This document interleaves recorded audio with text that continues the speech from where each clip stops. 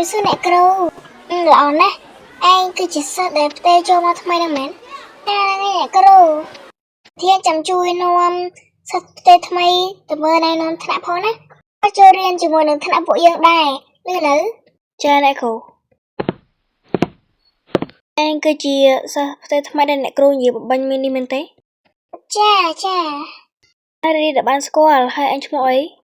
anh chmo cô ca mà tam yếm ạ yên này nó thảทีนี้คือจิตนาរបស់ពួកយើងចាខ្ញុំដឹងហើយដឹងអត់នៅថ្នាក់យើងគេល្បីថាមានសិស្សស្រីពីរនាក់ដែលនាងម្នាក់មានឈ្មោះថាទីតុយហើយម្នាក់ទៀតមានឈ្មោះថាសុខាម្នាក់ទីតុយសក់វែងហើយទម្លាក់អត់ចងទេឯម្នាក់សុខាវិញគឺចងសក់ឡើងលើហើយទម្លាក់កប៉ោយចាខ្ញុំដឹងហើយឡើងលើមកតោះយើងចូលថ្នាក់ចូលរៀនហើយតែគូគាត់អរគ្នាហើយមិនបាច់ងើបឈរជម្រាបសួរលោកគ្រូទេដូចសពថ្ងៃអញ្ចឹងឥឡូវពួកយើង